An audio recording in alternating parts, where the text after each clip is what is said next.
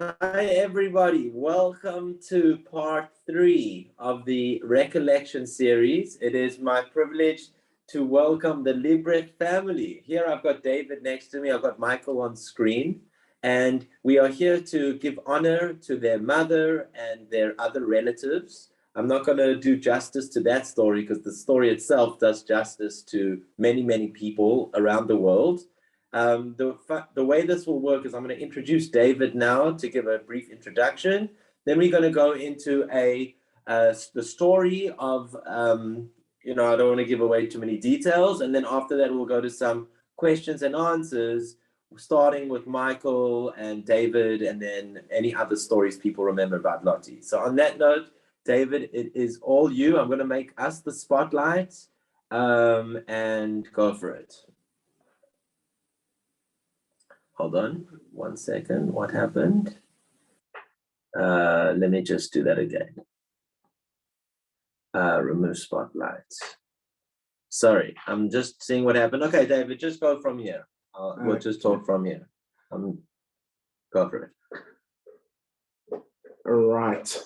The talk that I'm going to do will take about 20 minutes. It encompasses the whole story of Germany, the town in Germany that my mother grew up in. It will tell the story pre with the war, after the war, and 2 visits that Michael and myself and Sandra made when they laid stones outside our house, and the play they made to capture the entire story of the family. Before we start with that, I would just like to thank a few people. I'd like to thank Michael and Sandra for accompanying the 3 of us together. It was absolutely incredible going through that experience. And as a matter of fact, it was life-changing, the whole experience. We both felt very strongly that we missed our late brother, Peter, who died in 2012. And just a special remembrance to Peter. I'd also like to thank Gwen Schwerer, who was absolutely incredible. She interviewed my mother very shortly before she passed away, and she represented the Spielberg Foundation, so to speak, where they interviewed people around the world to hear their story. This was done a few weeks before my mother passed away, and Mrs. Schwerer did an unbelievable job. Although watching that video was extremely tough. Also, that Mrs. Schwerer met with us on many occasions between our 2 visits to Altenburg and guided us and advised us, and it's very much appreciated.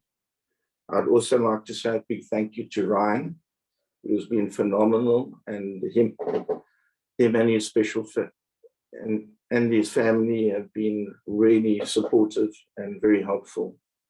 And I really appreciate it. Thank you.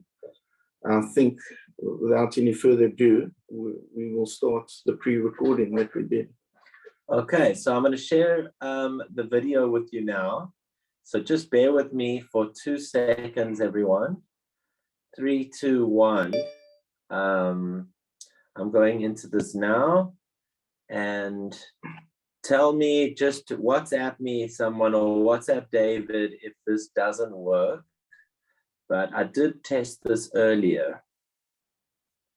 Okay. Hi, my name is David Liebrecht.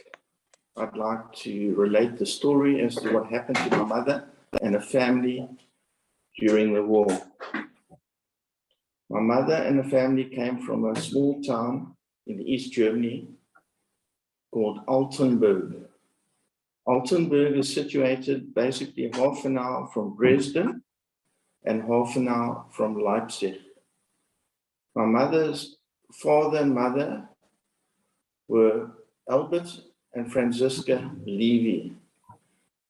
Albert was an astute businessman and had fashion stores and department stores in this town, which had a population of about 33,000.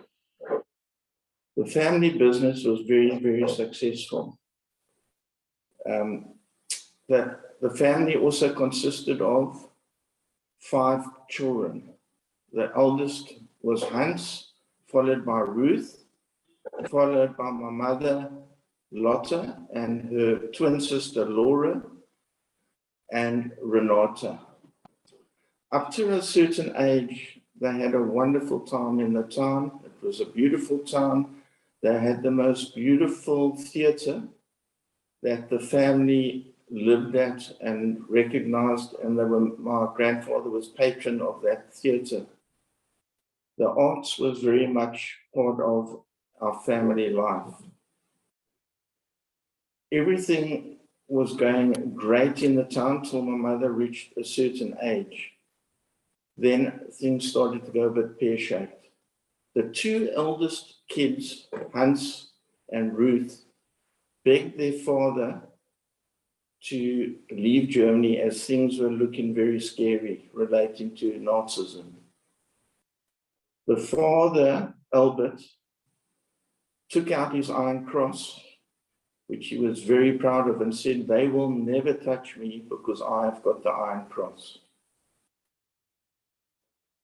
The kids were not happy about it, and the 2 eldest children, Ruth and Hans, then left Altenburg, and they went to, believe it or not, Port Elizabeth, South Africa.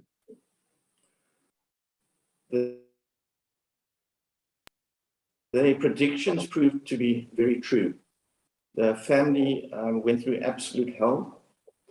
The mother, Franziska, used to communicate with banned authors like Thomas Mann. This was found out, and my grandmother was put in prison. My grandfather was then later arrested and taken to Buchenwald. In Buchenwald, he was threatened that unless he gives the house, they lived in a 32-room beautiful house. And the Nazi party basically said, if you don't give us the house, you will stay here and you need to leave Germany immediately. They were given 2 weeks. The family then left Germany and they fled to Holland. Before they were got on a train to Holland, they were stripped of every cent in their pockets. When they arrived in Holland, my grandfather looked up the name of the first Jewish person he could in a telephone book and borrowed some money. For a short while, things were fine. What then happened in Holland was the family decided they would visit the 2 eldest children who were in Port Elizabeth. So the entire family went out to Port Elizabeth and met up with Hans and Ruth. After a while, when they were due to come back to Holland, my mother asked if she could stay to learn English. My grandfather gave her permission, and the rest of the family, my mother's twin sister, the baby sister, her mother and her father, went back to Holland. This, unfortunately, was the last time that my mother saw the rest of her family. My mother then had no alternative but to stay where she was in Port Elizabeth. She ended up by marrying a gentleman by the surname of Roraway, and they had my wonderful brother Peter as a child. My mother soon got divorced from Mr. Roraway, and a little while later, she remarried my father Hubert, and she had myself and my brother Michael. My father also brought up Peter, our brother. My mother lived with a conscience of the fact that she was the only one to have escaped alive out of the situation. and spent her entire life working for charities, raising money and using her artistic talents to raise money. She never really got over the issue. When the wall collapsed sometime later, her brother Hans and sister Ruth had moved to London. Hans contacted her to say that they had been approached for 2 of the properties that they owned in Altenburg, and someone had kept the records in a very good fashion, so they were able to do a deal. My mother then gave Hans the power of attorney to do this, and we received a small sum. Believe me, not much. Then what happened was the family made a decision to donate the 32-room house that they'd lived in. But they stated that it must be used for a psychiatric hospital for ages no older than 20, for obvious reasons, that they did not want the Nazis to get special treatment at our expense. Some time passed, and in 2015, we received an email from a gentleman by the name of Christian Recollection.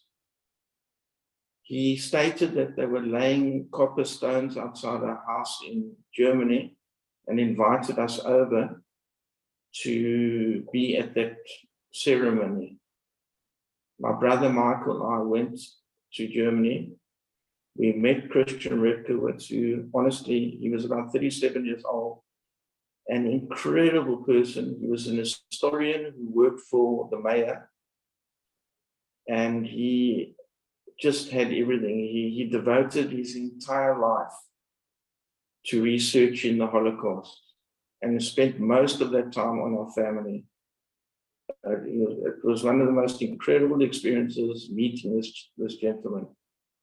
When they laid the copper stones outside our house, Christian spoke for about an hour without one note, telling the history of every one of our family.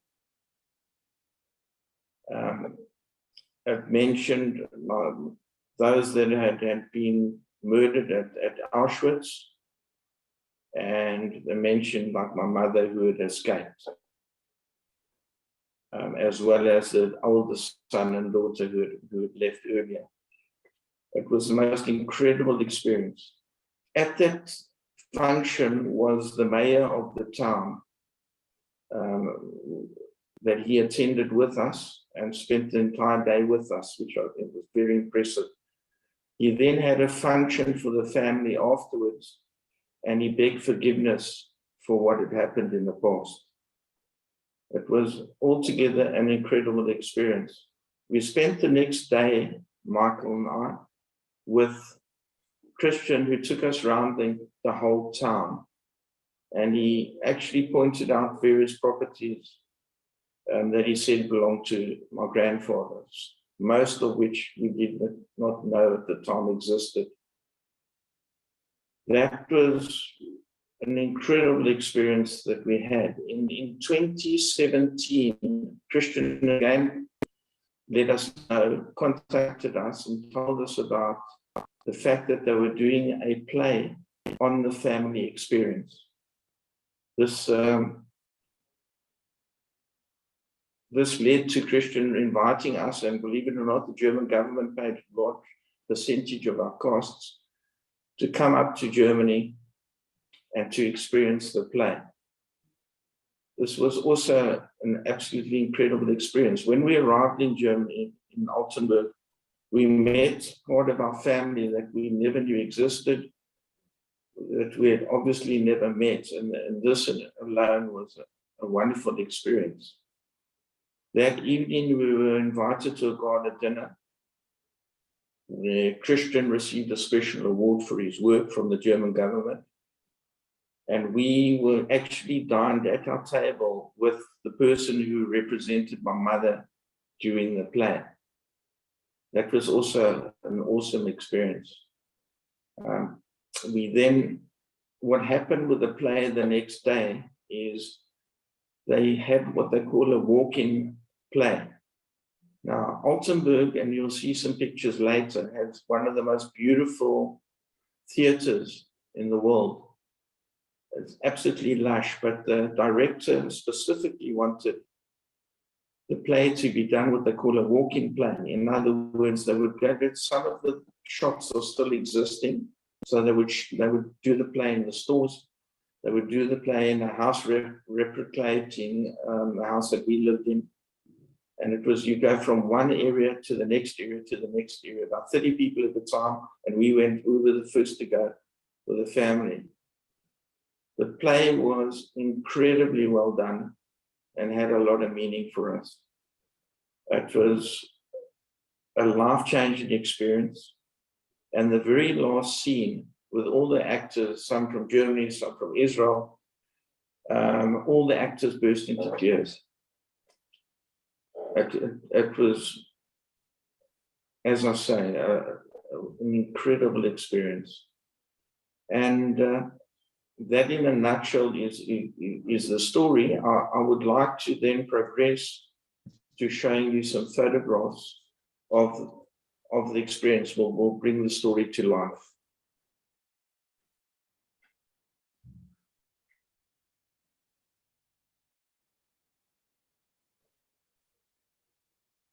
Everyone, just be patient. Just loading up the pictures. It will take another 20 seconds.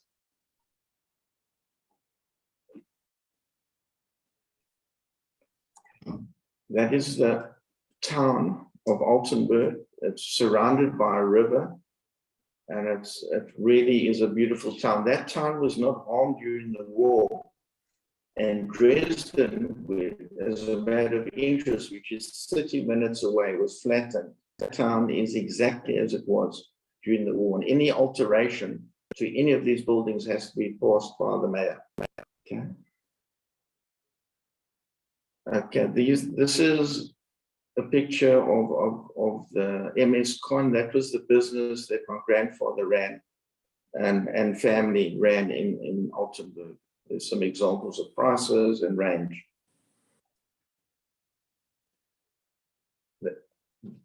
That is the house that the family stayed in. It was a 32-room house, as I said, and it is now almost in identical condition, and it is now a psychiatric hospital. That's the inside of the house, showing one of the rooms, the lounge.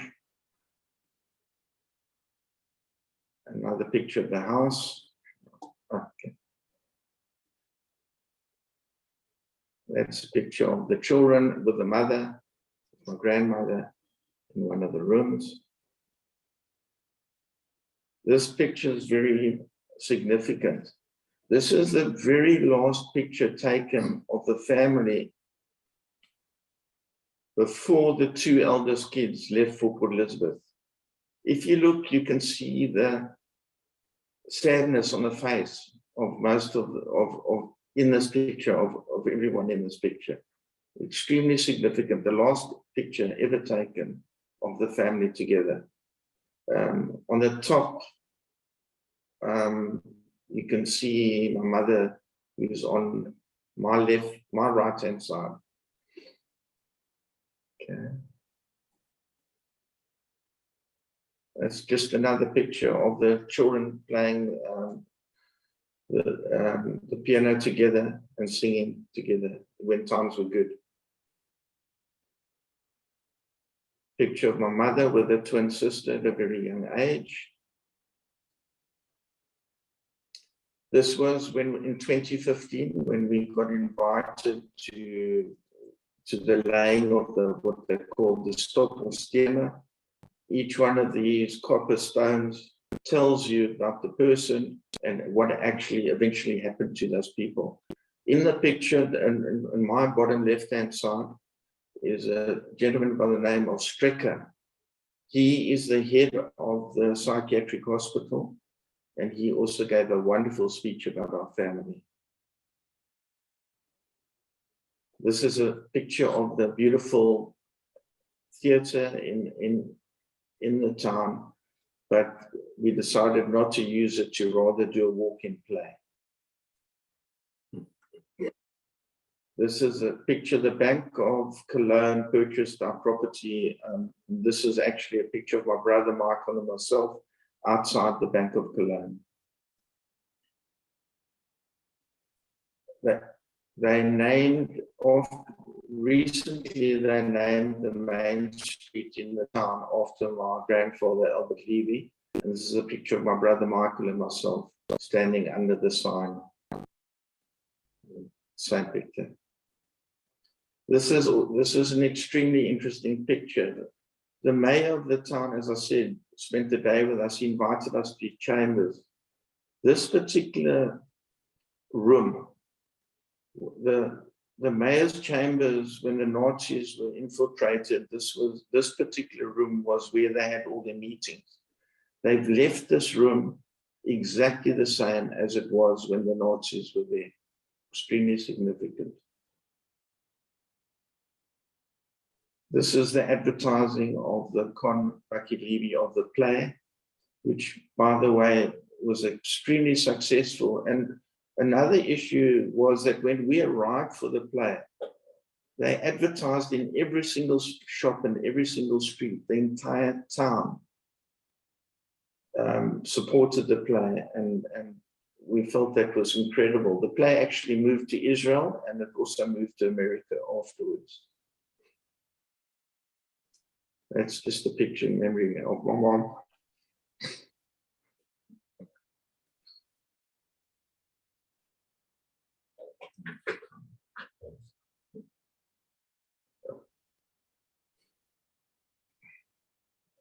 Okay, so everybody,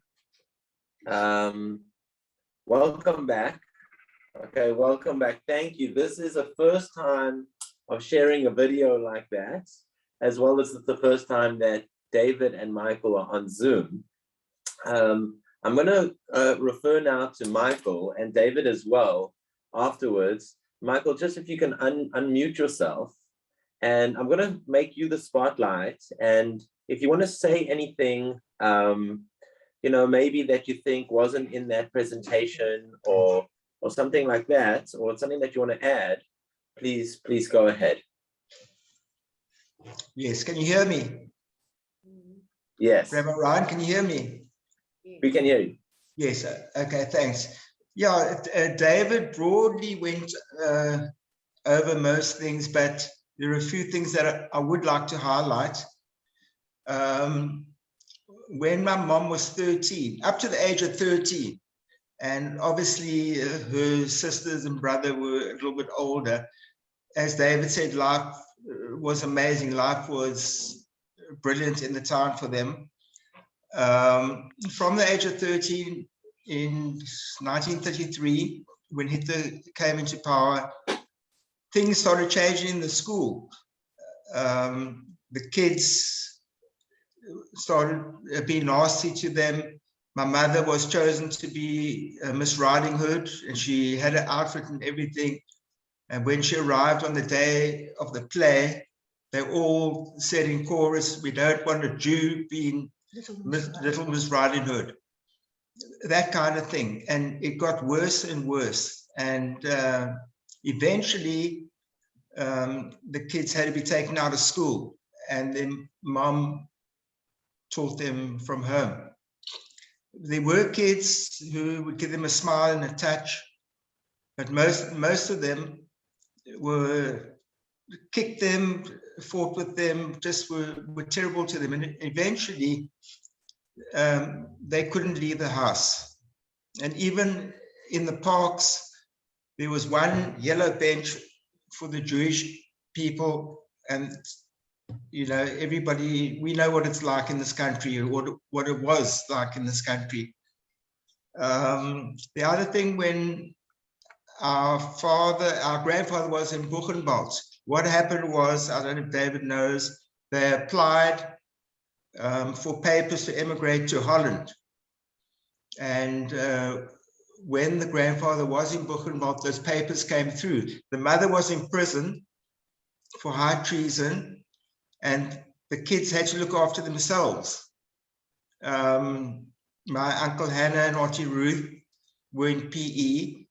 So, and my mother said that they were children, they never were teenagers. They went from children into adults. They had to fend for themselves.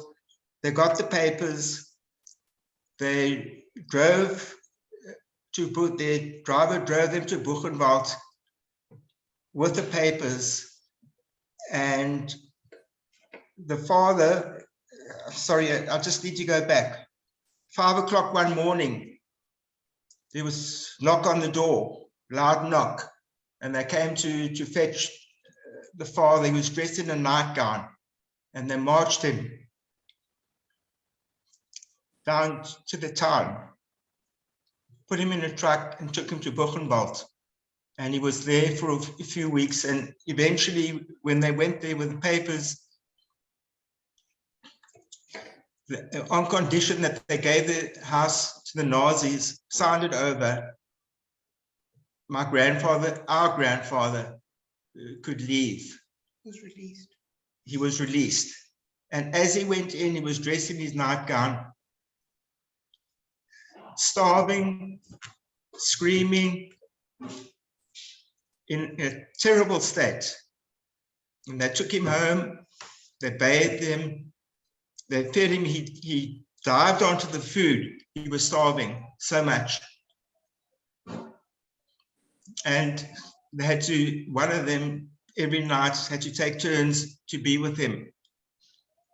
And I won't go into details, he wouldn't talk, but in his sleep, he spoke and told them what happened at Buchenwald. That was the one story. The other story I wanted to tell you about was they were the patrons of the theatre. And during the time when they were confined to their house, they couldn't get out. They were having dinner one night on the first floor, and they heard music coming from the landing, from downstairs. They went to the landing, looked over, and there were 20 members of the orchestra playing Call Ned Ray, Bruce Call Ned Ray. And that, you know, when my mom was here, every Yom Kippur, she would not miss Call Ned Ray. And I, for my mom, I also will never miss it. I'm there every Friday, every Yom Kippur Call Ned Ray night. The other thing that I wanted to say that David, I think, left out, when they went on the train to Holland, our grandfather was just on his knees praying, are we going in the right direction, please? And when they got to Holland, to Amsterdam, who was at the station was our grandmother. Nobody knows how she got out of jail, but there she was, and which was unbelievable for them. And Sandra's telling me that's it. Give Mookie a chance. Okay, well, I will. I just wanted to speak a little bit about my mom. You know, she, the family, after coming to South Africa on holiday, the family went back, and suddenly the letters stopped coming. And eventually my Uncle Hans came out of the army, and he traveled to Holland, and he found out that they were taken when they got back to Holland.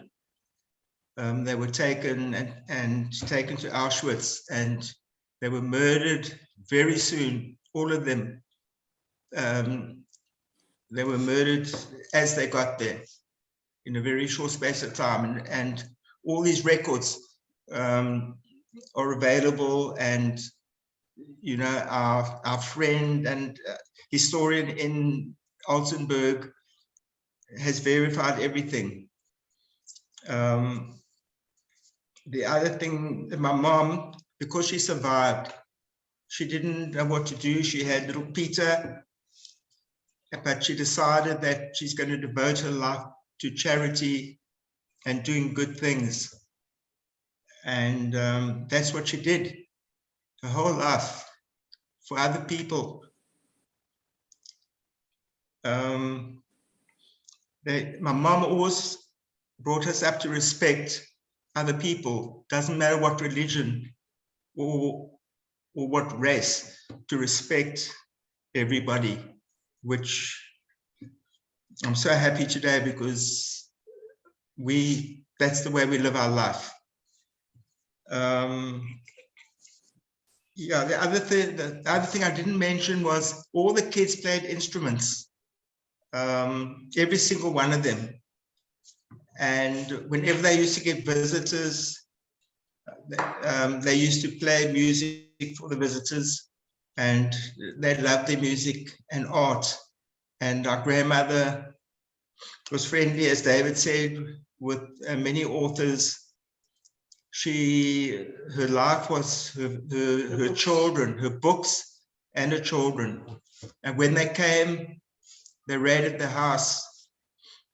They tore up, most of their books and just flung them at the children, at,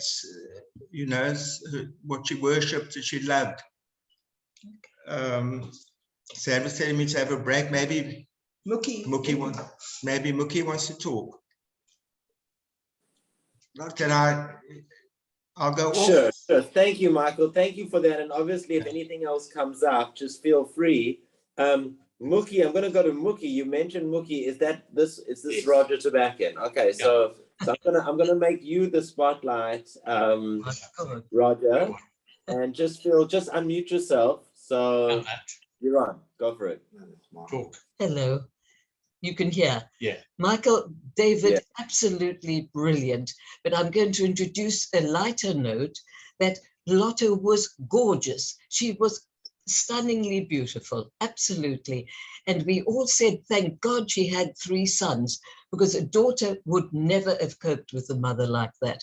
I was the niece, and any fellow that came to see me, they would be talking to Lotte. Thank you very much. So she was wonderful, a real dolly. And her and Sandra had such a lovely relationship. You were a terrific daughter-in-law, Sandra. Thank you. No, she really was special. Absolutely. Thank you. Thank you so much. Thank you. I'm now going to go to everybody else. Does anybody else remember Lotte or want to say something? I know that there were lots of people at a funeral. Was anyone there? David, do you have any other closing thoughts you want to say? I'm opening it up. Just the way that it will work is just please unmute yourself and just say your name, so that I know that you want to say something. Yeah, so David's going to start off. Okay, so David, go for it. Yeah. I just want to compliment Michael and on picking up the areas that I missed out. And I think, it was very good. And he summed up Mom in a nutshell. And thank you for that. Can I say something? Sure. Is that Ian? Yeah. Okay, Ian, I'm just going to spotlight you. Go for it, Ian. I remember Lotte vividly because she was the type of woman that you would not forget. I spent many hours at her house at Harpington Road because I was and still am very friendly with her son, Michael. She was always refined, cultured, a woman to her fingertips. And as has been mentioned, a very talented artist. It was so interesting to sit with her and listen to the stories dating all the way back to Germany. I know that Michael and David adored their mother, and it's understandable because she was a very special woman. That's it. Thank you, Ian. Thanks again. Anyone else want to say anything before we have some closing thoughts? Anyone else remember Lotte? I know that there's a lot of things here that we could have spoken about you know, a 33 bedroom house. We can even imagine what that could look like. But I think this is more about remembering and honoring Lotte. I can't imagine what that is, to grow up like that and then arrive in South Africa almost as a migrant, or, you know, I don't know what the exact word is, an immigrant. So, you know, there's a lot of Jewish bravery. The Recollection series is about remembering people who had either bravery or some type of achievement, some community service. It sounds like Lotte had a little bit of all of those. What was speaking to me was the Jewish bravery when I heard the story, but then there's also that community service of just being a person who devoted your life to her life to charity. So I don't have anything more to say myself. Does anyone else want to close with any other closing thoughts? Alison, is that you putting up your hand? Okay, so let me just go to you, Alison. Just unmute yourself, and I'm going to go to you, Alison. Go for it. Okay. I've known Lotte through Sandra and Michael when we were young. And also, Sandra, you can, I don't know how my aunt was her parents friendly with Lotte. They were connected some way, and Vivian married my uncle, Herzl Goldberg, so it's kind of like a distant family connection. Also, I started horse riding, and I don't know, maybe Sandra told Lotte, someone told Lotte I was doing horse riding, and she had a pair of riding boots, short riding boots. I have a funny feeling that maybe those came from Germany, because I offered to buy them from her and she wouldn't sell them to me. She said she's lending them to me, and when I'm finished to return, because they were sentimental. And I treasured these, and I was so careful because she had lent them to me. And I can't remember, but I think at the time I knew that there was something to do with her and Germany and some sentimental there. And I returned them in, like, I just kept them so carefully. She was an absolute marvelous woman, and I remember her with her art and all her charity work. Yeah, she was an amazing woman. And always had time for people. Always. Thank you, Alison. Michael, thank you, Alison, as usual. Mike, just unmute yourself. Just unmute yourself, Michael. Yeah. Sorry, I just want to say, when we moved to Muizenberg, when I was 5 years old, and we moved to Kensington Road. I know we lived in many places in Muizenberg, but we were a new family to Muizenberg, and the Saxes, Irene and Solly Sachs, and the boys, Harry and Basil and Shirley, they were wonderful to us. We were new, we didn't know probably anybody in Muizenberg. The Saxes were across the road. They used to have us for Shabbat. And a funny incident, the first time I ever went to shul, your shul, Rabbi Ryan, Solly took, it was Basil, Harry and myself. I mean, I must have been about 8 years old. And Solly sat in the front row, and us three boys sat in the second row. For some reason, I let out a whistle. It was supposed to be soft, and it came out loud. And Solly Sachs turned around, said, "Who was that?" And yeah, I owned up it was me. But the Saxes were wonderful to us. Are you sure that was a whistle? No, I don't know what it was. I don't know. The other thing is that my mother, she did a lot of charity work. She was involved with cerebral palsy, with autistic kids. She loved teaching art and languages. And she worked together with a gentleman, Mr. Davids, in Deep River. And she would phone. She said, "I'm phoning Mr. Ackerman." I said, "How can you phone Mr. Ackerman?" "No, I'm going to Harry Sachs." And all these kind, generous people donated food. And in the winter months, June, July, August, they got all this food together. My mother went to Deep River. Sarah and I went with her twice, and the ladies all cooked the food. And then we started in Philippi in these big barrels, and the people were waiting. I don't know if it was once a month or, you know, that's the type of thing. My mother, up into her 60s, she did that. And we went from Philippi and we stopped all the way to Crossroads in the cold winter rain. And the other thing that David probably doesn't even know, that my mother in winter when it was raining and cold, she'd go downstairs and she'd take homeless people upstairs.